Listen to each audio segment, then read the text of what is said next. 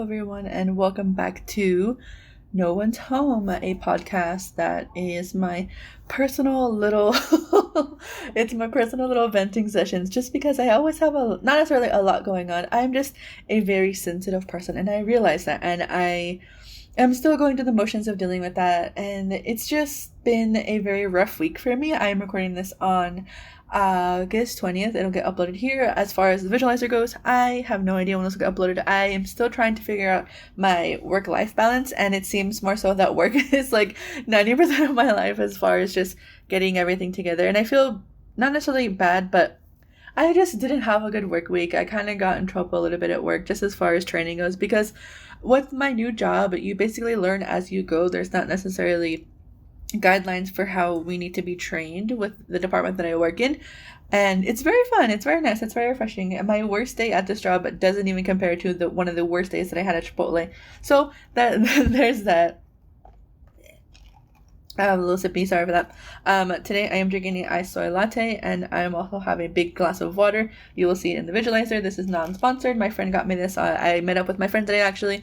We had a good vent session. We just talked and caught up, and we got some Sonic, we got some Starbucks, and just chatted about life and things, and what the future holds for us, and what we want to do, as we grow older, and as we grow older together. Because definitely, like Sergio and then my friend that I met up with,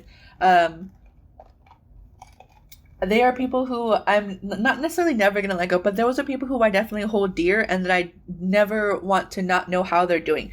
And it's not that, like, I don't have those other people in my life who I forget about, but it's always just like, it's hard to keep up with everybody that you want to keep up with, because in a perfect world, I can call everyone I need to call, I can update everyone that I need to update, I can FaceTime, or I can Discord, or Skype, or Zoom them, and things like that, but that's not how everything works perfectly. And if I was able to be a full-time content creator, and I'll talk a little about that later on, I have a couple topics. I have a little sticky note on my on my fiance's laptop that it's basically our laptop. We're trying to be a socialist / communist household.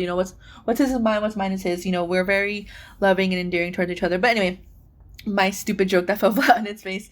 I was crying while working on a task for my job, and no one noticed I was crying. I have mastered the art of covert crying, which isn't really like a good thing necessarily, only because it's not that I want people to bring attention to that I was crying, because if one of my bosses or my shift leads saw that I was crying, I think I would just cry even harder, just because it wasn't that because it's not that I failed at doing the task. I still have to learn and acclimate to using the items that we use for work, which is why I was kind of just feeling frustrated in myself, because I want to do well, I want to succeed, and I was just not doing the best that I could have. I tried my best, and my best wasn't good enough, so I had to look at an example and things like that. And granted, it wasn't awful, but it wasn't what the product should have looked like, and that's fine, that's fair. I'm always learning and growing, and that's something that I kind of took to heart, and it kind of hurt me a little bit that I wasn't just doing the best that I could.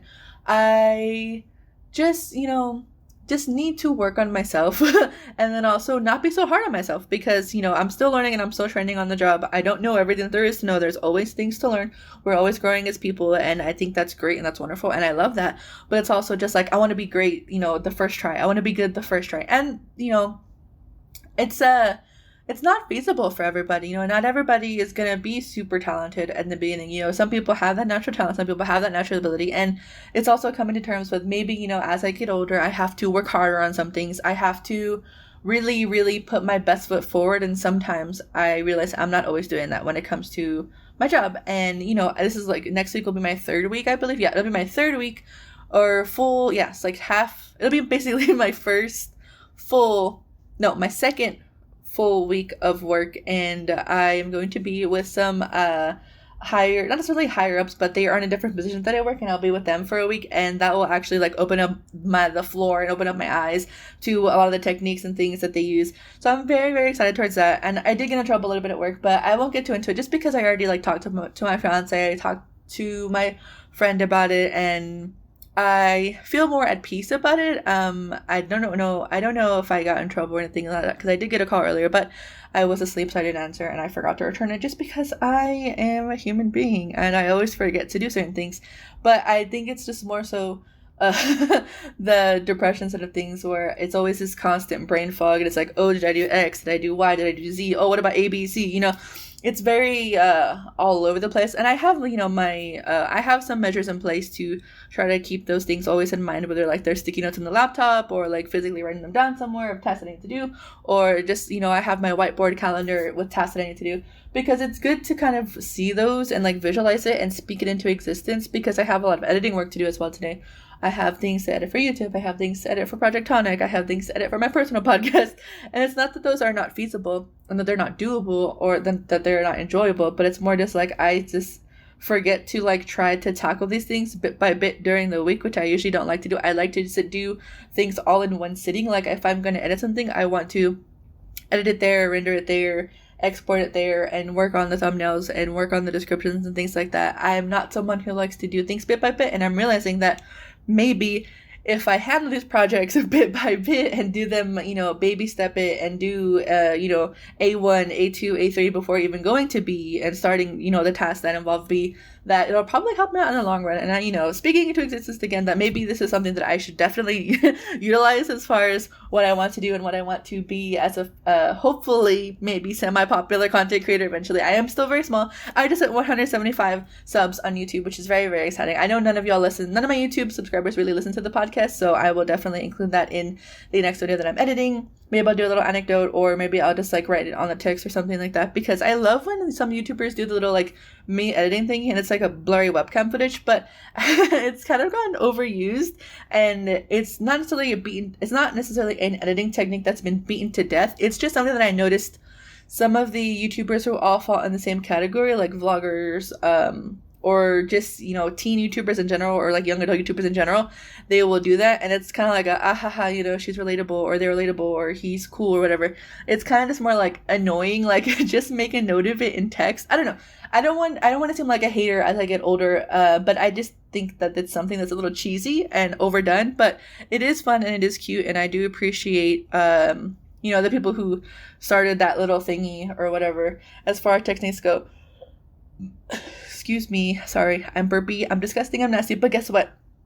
That's life, baby. That is all that the future entails and it holds, and it's okay to let our body function as it's supposed to be. Body hair isn't gross, burping isn't gross, using the restroom isn't gross, but those things are always just restrictions placed on female people, and I don't really get it. We're human too. Anyway, I don't know where I was going with that tangent. Apologies for being annoying and obtuse, but that's me. I'm just gonna ramble and rant and be annoying, and I find that interesting, and I love that about me, because I can always bring up something, and I can always relate it to something, and I can always try to be inclusive and talk about several topics, because I'm not just a surface layer person. I want to dig deeper, I want to dive deeper, and sometimes I might only scratch the surface. Sometimes I may, go under the mantle. Sometimes I may get lava. Sometimes I may go to the core. But it doesn't always have to be like that. We can always try to be lighthearted, and we can always try to be positive, because I know the past couple of episodes of the podcast have been pretty heavy. They've been pretty negative, and I as much as I'm going through, and there is a lot of negativity in my life, but there is also a good amount of positivity. I have to take the good with the bad. I have to take the bad with the good. It's a learning process, and it's also just like realizing, just like the Kylie Jenner motto that she said in 2017 or 2015 or whenever the fuck that was, that you have to realize and actualize and visualize and all of these I's and isms to get where you want to be as a person, because I want to be the best version of me that I can possibly be. But right now, I'm not the best version. I am the just okay version. Sometimes I'm a good enough version. Sometimes I'm great. Sometimes I'm almost there to best. But I need to, I need to go back to therapy. Maybe I need to start exercising. I need to start eating healthier. I am just not at the best version physically, but mentally, mentally, I'm nowhere near being the best I can be also. I hide my feelings a lot. I don't really communicate what I need all the time. And, it's valid to know that these flaws, because it's something that I can begin to work on. And even though I don't have therapy, there are some resources that I can utilize. There's free online workbooks. There's, venting and talking to people that I know and I love, people that support me. There's painting, there's writing, there's reading. I have so many resources available and things at my fingertips that I always forget because I have the internet. I can look up, DBT, CBT. I can look up things that'll help me utilize that. But again, it's just always just getting so in my head about these things. And just not really pulling my head out my own ass and thinking that I'm stuck and I'm always going to be miserable and I'm always going to be sad, or I'm always going to be working a job that I hate, or I'm always just going to, not be satisfied with life. And again, in addition to life updates and me just rambling and ranting and just talking about nonsense, because sometimes it feels like I'm going in circles. Sometimes it feels like we're on a roller coaster. Sometimes, we're just in a car that the wheels have fallen off and we're just going to a point, where we never thought we would be. But to kind of circle back, to have an end to the point, end to the means, I think we are, going to move to another state, in another state, not another state, another city in Texas. And I think that'll do me some good because I am very tired of the city that I'm in. I live in Lubbock, Texas, and I've been here for 5 or 6 years. I think I haven't graduated yet, even though I'm wearing like my little stupid university shirt. Just because that was a dumb impulse decision that I did as a fire sign, as a Sagittarius, that I thought I could do, and I thought I could, and I thought I could get the things that I needed to do what I needed to graduate, and that didn't happen. And now I am in a fat amount of debt to my university, and I don't even have my degree yet. So, again, it's like taking the wins with the losses. I grew as a person because of it, and I need to realize that I need to actually have goals that are physically attainable and physically attainable, because the goal that I was trying to achieve required a lot more planning than what I did. It was very spur of the moment, and some things need to be planned and need to be handled delicately, and I was trying to just like smash and be brash about the whole entire process, which isn't good. And it was a tough lesson to learn, especially as a young adult. It really broke me. Like, I sobbed for hours and hours and hours after that decision, and after I realized I wouldn't be able to graduate and things like that. But I'm still trying. I'm still here. I am still going to try to finish my degree. I am still going to try to, work my way up in the career that I want to work up, whether it is the professional one that I'm going to school for, or it is the online thing that I want to do as well. The world is my oyster, and I don't want you to ever forget that as well. My one listener who always tunes in, the world is your oyster. You have a big head. Use your big brain. There is nothing that you aren't capable of. You can do anything that you put your mind to, and I fully believe this. As long as it's, feasible, attainable, and positive, because there are some negative things that go through our minds, and there's some awful things that go through our minds as well. But please don't act on it, and please seek help if you are thinking those things, because I don't want anybody to harm themselves because of the words that I've said.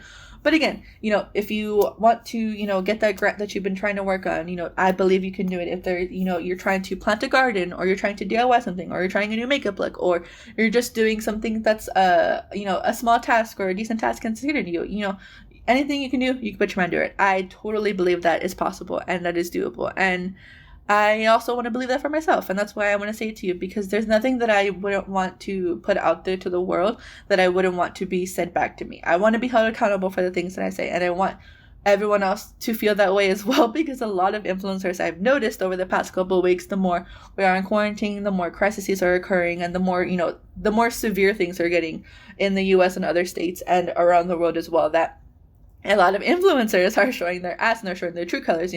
They're being outed as racist, they're being outed as violent, transphobes or homophobes, or they're just, classist, or they're very elitist, or, they're very money driven. And it's not necessarily bad to be money driven, but again, you shouldn't paint a false narrative and say, oh, everything I do is my fans, everything I do is for my followers, everything I do is for, my subs, or, people who support them, when it's really, at the end of the day, I don't want to say that that's a bad thing to say, because I appreciate everyone who listens to my things, and I appreciate everyone who is, supports my YouTube channel and things like that, and who is subscribed and, spends the time to watch me, and I appreciate them in every sense of the sort, in every way, in every way possible, but I just think that it's interesting, and that everything is money driven, and that's totally fine. I don't think that's a bad thing at all. I just think that they should be realistic about their goals, and that they shouldn't lie to their audience into saying that everything is for them.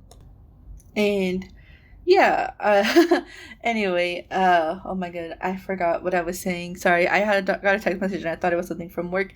It was not. It was a text a reminder from a company that I don't even no longer support. So I need to remind myself to not go through with basically to unsubscribe from those text messages, because I realized that the founder of that company is still a piece of shit, and I thought that they were a cool, sustainable brand, and turns out they are just funded by a shithead.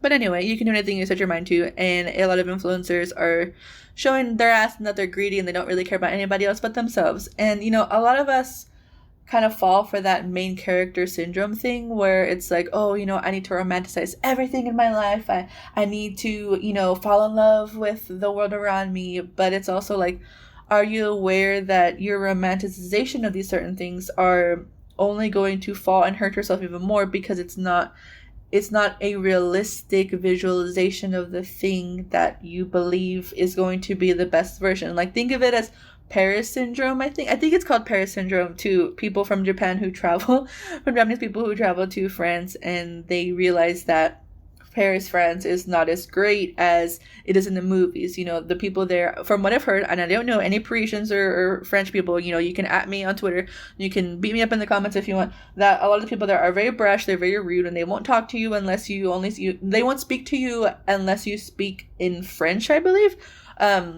But yeah, I haven't heard the most positive things about the people in Paris, but I've heard the espresso is great. I've heard the bread is amazing. The fashion, it's iconic there and things like that. But yeah, don't set yourself up for failure in the sense that romanticizing, New York or romanticizing LA or romanticizing your future can actually do you harm, and it can only do a disservice to yourself to a certain extent because you're not setting up realistic attainable goals and you're not setting up a realistic view of what you're going to, because again, New York and LA are very beautiful, rich, historic places that have a huge impact on both brown and black culture as well as Asian. They're both very diverse cities, and they're both very, the people there are not necessarily, I mean, I feel like Californians are a lot more leisurely than New Yorkers are.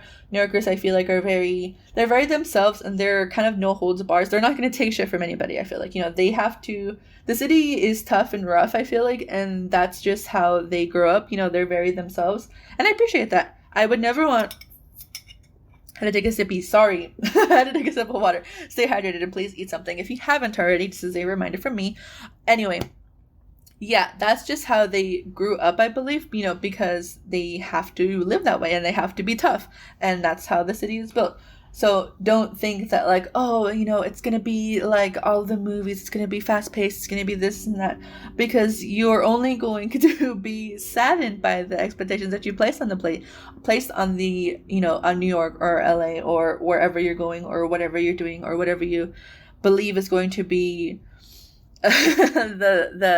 the most amazing, wonderful, life-changing thing, when sometimes you have to look internally and you have to say, why am I putting so much hope and expectations on LA and New York to move there? Or why am I putting so much expectations into how my apartment's gonna or how, my life is gonna be, when really, I have to look and I have to change, I have to go to therapy, or I have to realize that, this is a place where people have lived here forever, these, it's real, it's tangible, and it's not some fantasy. And I don't understand, I get like trying to like have great expectations of things and trying to have like, positive and like, oh, like when I move to Dallas, it's going to be cool. I'm going to have more opportunities to work. I'm going to have more opportunities to network. I'm not going to say, oh yeah, Dallas is going to fix all my problems, and when I move to Dallas, it's going to be great and amazing. It's not realistic for me to say that, because my problems in Lubbock are going to follow me to Dallas, though, my issues with my parents, my issues with my body, my issues with things around me, my life in general, it's not going to be, sorry, I don't know. This mug has been sitting on my desk, my fake desk, for a while, and I don't want things to get nasty and moldy. Anyway, yeah, I hope that a lot of us, in the words of this awful YouTuber that I hate, some of us have to manage our expectations, and we have to realize that things are real, and we shouldn't fantasize heavily and romanticize about places, persons, or things, when sometimes we have to do the work internally and we have to work on ourselves before we even think about moving. Anyways, besides my random rambles and rants, let's move on to something that I also want to talk about. I recently binged and finished aggretsuko season 3. Sorry, there's like a bug that I'm looking at, and I want to kill it so bad, but I am sticking with this, and I'm going to record, and we're going to finish. Hopefully we're going to get to 30 minutes today, but I wish I could kill that bug. I don't know why there's been so many like random critters popping up in my apartment. I even killed a cricket at work yesterday. not yesterday. I killed a cricket during work the other couple of days, and it was just crickets. I know bugs are very scary and intense up close. Anyway, aggretsuko season 3. If you have any thoughts, questions, concerns, at me on Twitter at isnosomnia, ISNOSOMNIA, because I want to know what you think about it. Because one of my mutuals watched it and she said it was great, it was cool, it was amazing, and it was intense. And I watched it, I think, after like a couple weeks after it premiered on Netflix or whatever, and the emotions that I felt, and it was very all over the place, I feel like, because aggretsuko, she just broke up with the he's not a unicorn, the horse guy who was like a big time CEO millionaire or whatever. He was a cool like finance bro, no, he was a tech bro basically, yeah. And she was dating him and they liked each other and she wanted marriage, but he didn't, so they broke up. And now she's in love with like a virtual reality boyfriend in a video game, her video game boyfriend. And it's not that she has a hole in her heart. I think it was just something to occupy her time, because so often as adults we do that as well, like with the Animal Crossing craze this summer and with the Pokemon Go craze a couple years back, indoors, outdoors, and especially with quarantine going on and everyone hopefully everyone doing their part and staying home as much as they can.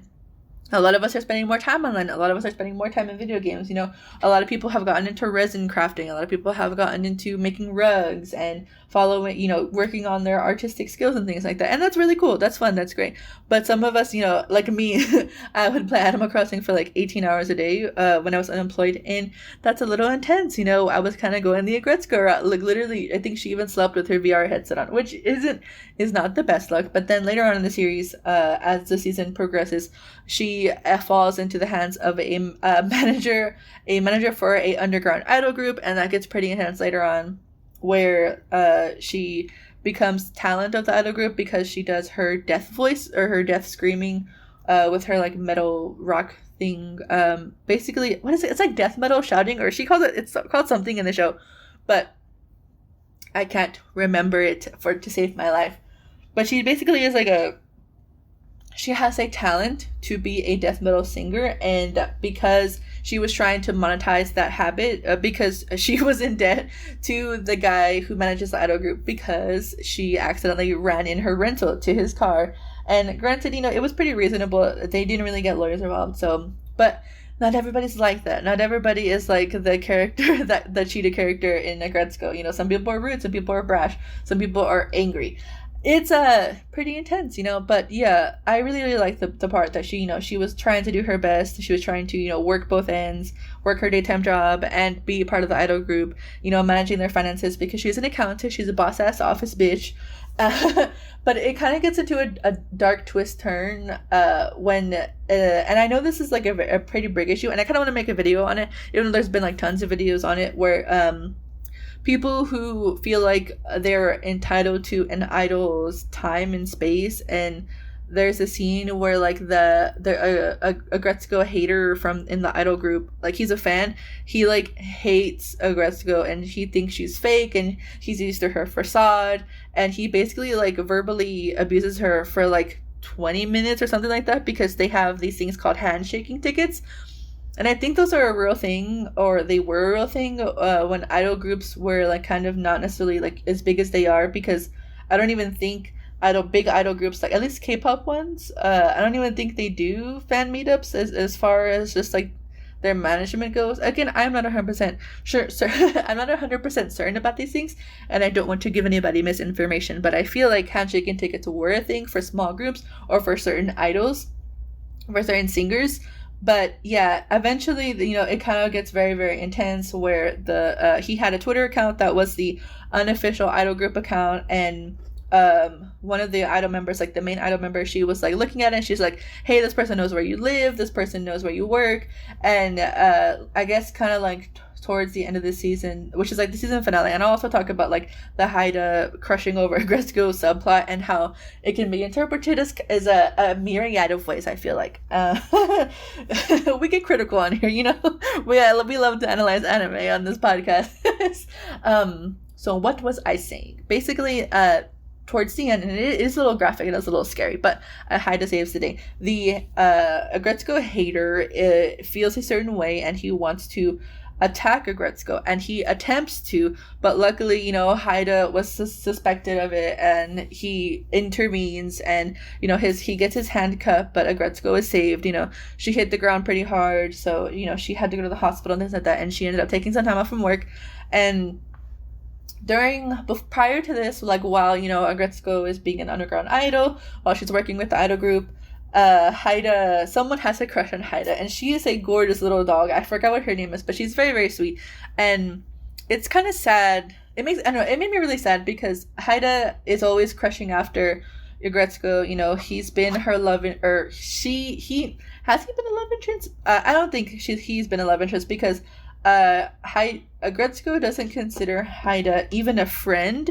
She just considers them coworkers, and it's kind of sad. And it's kind of sad to me because they spend so much time together. I don't even think Agretsuko went out for drinks with Haida. But Gori and the secretary bird, I forget what her name is, but they're considered friends to Agretsuko because they went on trips, they hang out after work, and I think the little fox as well, as I think she's Agretsuko's friend. I'm not 100% sure because they all have each other's numbers. I don't know. I think it's very suspicious that Agretsuko doesn't want to befriend Haida and the fennec fox to the best that she can. But again, Agretsuko is kind of just a not necessarily interesting character because when you think about it, has dimensions to her, but she is very safe girl character, as one of the idol girls calls her. She wants to be a good girl. She wants to do good. She wants to follow the career path that is set up for her and things like that. But I don't know. I wish you would consider them more friends because I feel like they they've been with her for the past 2 seasons of what we've seen of the office life, slice of life things going on. But yes, Haida does get some not necessarily action, but he does get some love interest in this one. And they talk, they go on dates and things like that. And it is very, very cute. It's very I don't know, satisfying as a viewer just to see Haida get the love that he deserves because he's been pining after Agretsuko for all this time, for all these years, because they've been at the company, I think, for 4 or 5 years.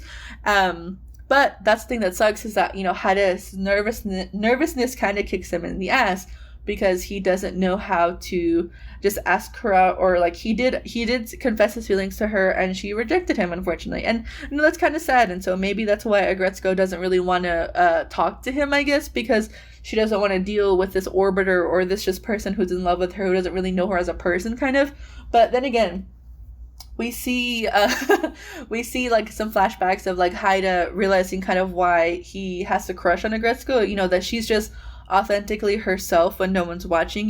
She was grabbing water from work, filling up her water bottles from work. She was trying to cut corners and budget as much as she can because living in Japan is on your own is fairly expensive, especially even if you have a good office cushy job and things like that.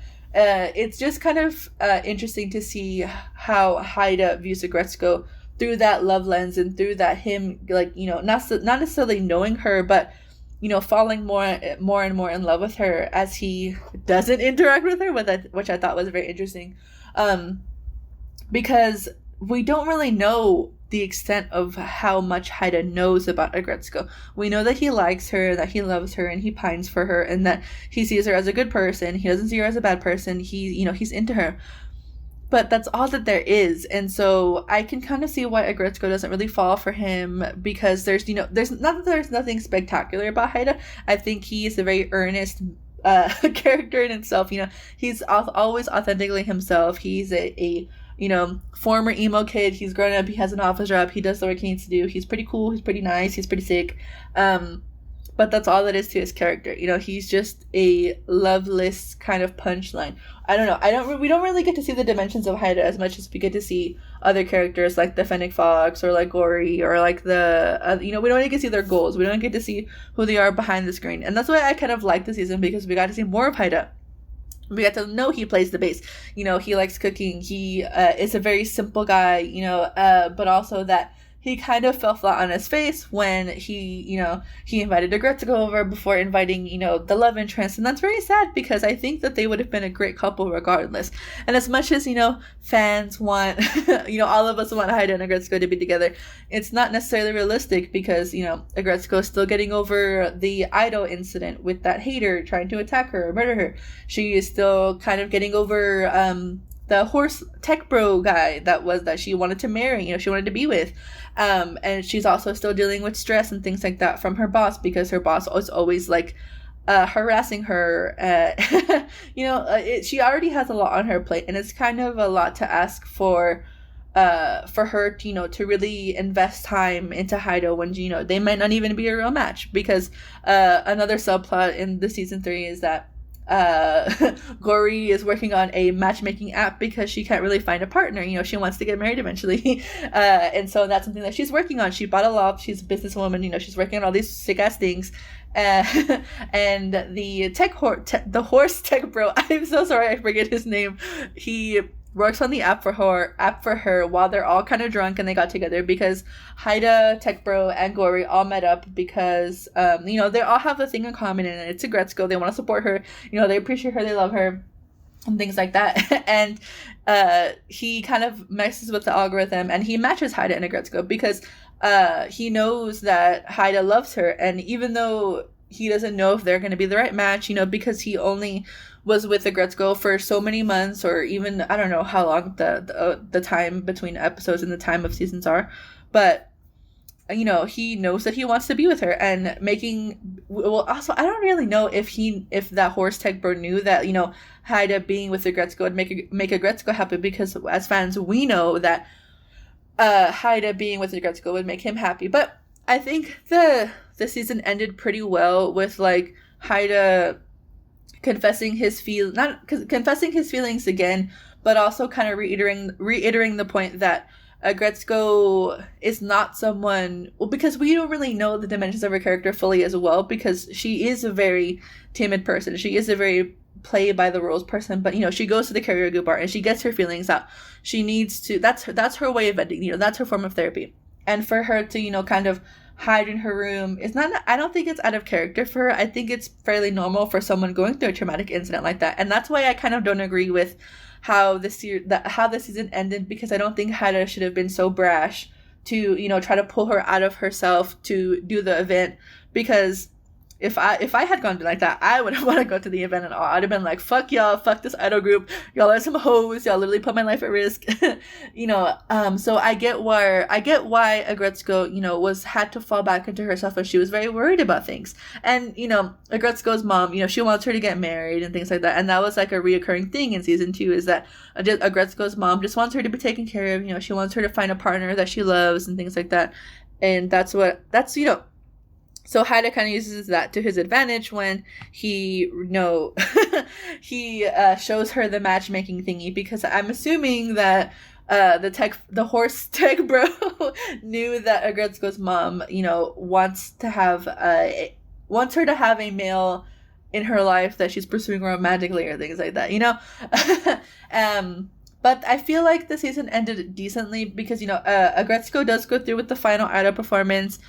We get to see her pig boss and the little daughters, they love aggretsuko and things like that. And even the little, weasel guy who is a fanatic about underground idols and things like that. They all appreciated her in that sense.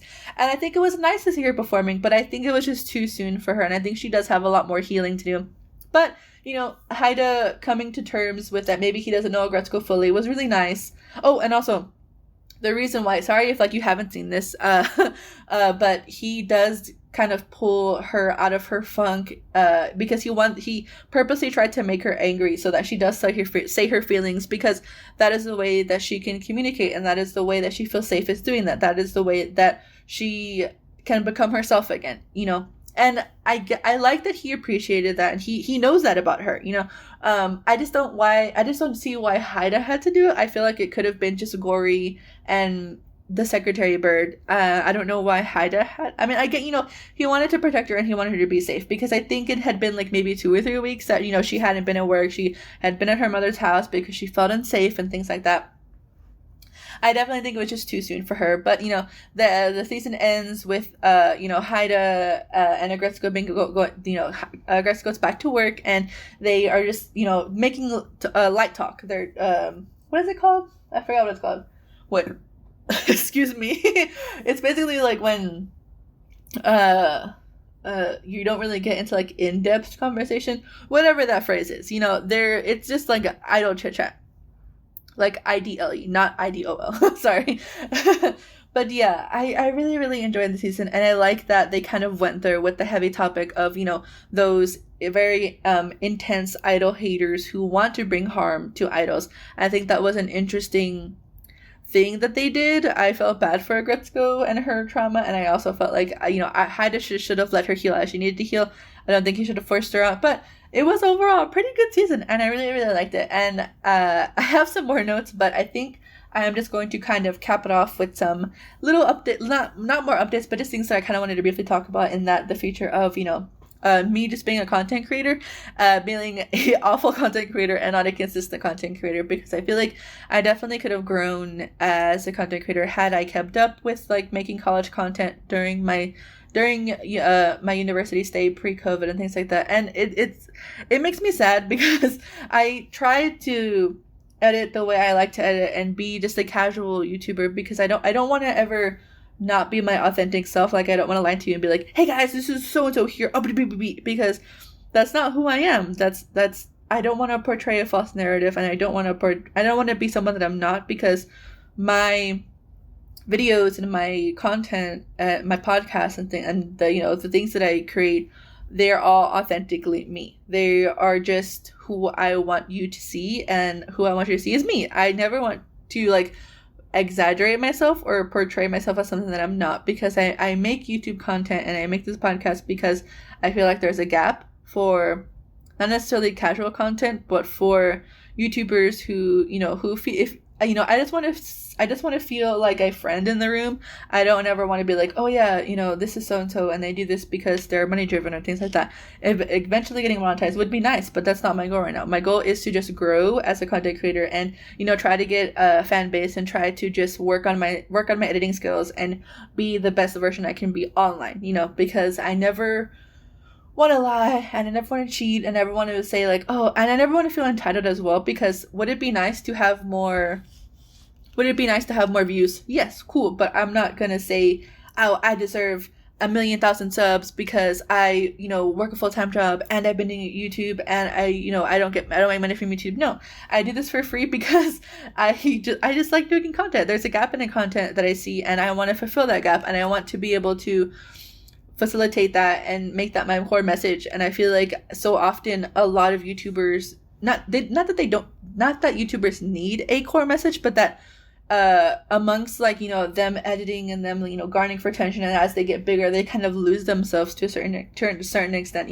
It's all about Patreon, it's all about making money, and that's fine, but it's also, I feel like you have to remember why you're making content in the first place, because you're trying to be an entertainer, be a comedian, or using it as a stepping stone to be on TV, or to work in like traditional media, or to work in online media and things like that. It's an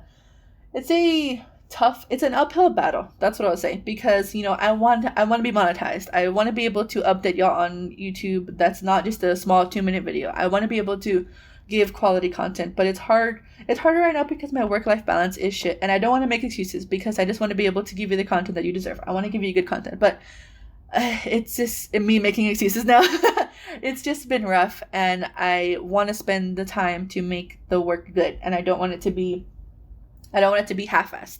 And sometimes it is half-assed. And those videos, you can kind of tell that they're rushed.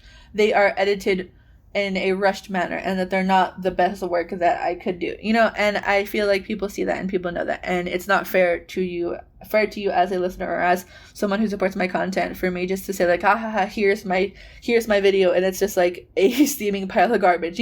I want to give you something nice, pristine, and clean. I want to give you something that I spent some time and love and put some effort into, even if it's not, even if it doesn't have to be edited pretty intensely. Like, I don't need a lot of assets, and I don't need a lot of to correct myself and things like that. I just want it to be good, and I just want to be satisfied with it. And I don't want to give up on being a content creator, as much as I say like I'm gonna, if I don't meet a certain goal, or if I don't if I don't meet the goal that I want to meet by the time I'm 25, I'm just gonna give up on YouTube altogether, because there's some people who get successful when they're 30, or some people who get successful when they're 40. And although these online platforms on the internet favor younger creators, I feel like I can kind of not necessarily use that to my advantage, but I can kind of present myself in a more mature manner that will give me a leg up over the competition. But yeah, that is all that I kind of wanted to say in just terms of updates and discussing aggretsuko, that I am going to keep doing what I love, and I'm going to keep trying to make content for you all, and I hope that you enjoy it, and I hope that you appreciate it, and I hope that you interact with me more, because I love making content, and I wish this could be my full-time job, but sometimes it's just not realistic, and I totally see that, and I totally understand why so many people will start and then they give up, or they'll start but they won't be consistent, because I have started and stopped on my YouTube for so long that it just, the algorithm doesn't even know what to do with me, because they don't really support smaller creators. But again, that will be more nonsense to talk about in the next episode. Thank you for listening, and thank you for watching, and thank you for just listening and being here with me and spending some time out of your day to listen with me. I hope you're safe, I hope you're happy, I hope you're healthy, and I hope you have enough to pay your bills and more, and I will see you in the next one.